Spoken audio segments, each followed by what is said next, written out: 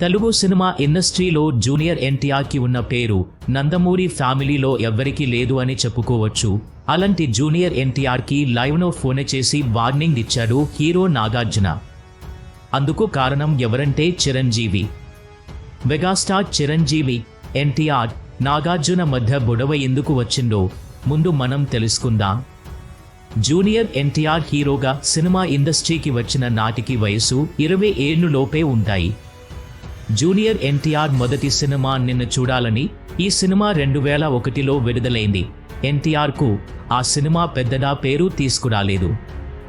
ఆ తర్వాత వచ్చిన స్టూడెంట్ నెంబర్ 1 సినిమా ఎన్టీఆర్కు మంచి విజయాన్ని తెచ్చిపెట్టింది.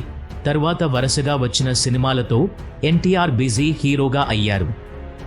రాజమౌళి తెరకెక్కించిన student number 1 cinema super hit, Subbu musical hit అని చెప్పొచ్చు. ఎన్టీఆర్ తన డాన్సులతో, నటనతో ప్రేక్షకుల ఆకట్టుకున్నాడు. 2002లో విడుదలైన ఆది సినిమాతో ఎన్టీఆర్ బ్లాక్ బస్టర్ హిట్ కొట్టాడు. పూర్తిగా 20 ఏళ్లు నిన్నకున్నానే ఎన్టీఆర్ మాస్ హీరో ఇమేజ్ తెచ్చుకున్నాడు అంటే అంత చిన్న విషయం కాదు. ఇక సింహాద్రి సినిమాతో ఒక్కసారిగా ఎన్టీఆర్ ఇమేజ్ అయితే పీక్స్కి చేరింది. రాజమౌళి ఎన్టీఆర్ కాంబినేషన్లో వచ్చిన సింహాద్రి సినిమా ఇండస్ట్రీ రికార్డ్స్ అన్ని బ్రేక్ చేసింది. అలాగే ఎన్టీఆర్ని స్టార్ హీరోల లిస్టులో చేర్చింది.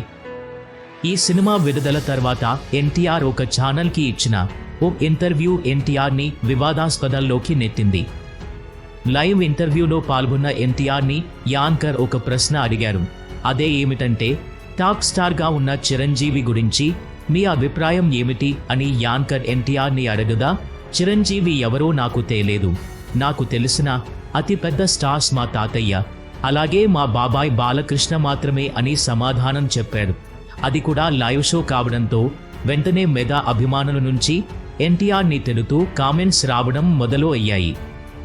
అప్పటికి సక్సెస్ కిక్లో ఉన్న ఎన్టీఆర్ అలా మాట్లాడటం సినీ వర్గాలలో చాలా వివాదాస్పదం అయ్యింది. వెంటనే లైవ్ షోకి ఎన్టీఆర్కి నాగార్జున నుండి కాల్ వచ్చింది. నువ్వు ఏం మాట్లాడుతున్నావు ఎన్టీఆర్, నీకంటే పెద్దవాళ్ల గురించి ఇలా మాట్లాడడం కరెక్ట్ కాదు. నీ తాతయ్య పెద్ద నటుడు, నీ బాబాయ్ నీకంటే పెద్ద నటుడు, ఆ విషయం అందరికీ తెలుసు. కానీ చిరంజీవి గారి గురించి ఇలా మాట్లాడటం తప్పు అంటూ ఎన్టీఆర్కి నాగార్జున స్ట్రాంగ్ వార్నింగ్ ఇచ్చారట. ఆ వయసులో ఎన్టీఆర్కి తాను చేసిన తప్పేంతో అర్థం కాలేదు. అయితే తర్వాత ఎన్టీఆర్ చేసిన తప్పుకి చాలా బాధపడ్డారు. తెలియని వయసులో చేసిన తప్పుకి చిరంజీవి గారికి సారీ కూడా చెప్తారు ఎన్టీఆర్. సింహాద్రి సినిమా తర్వాత ఎన్టీఆర్కు వరుస ఫ్లాప్స్ వచ్చి చేరాయి.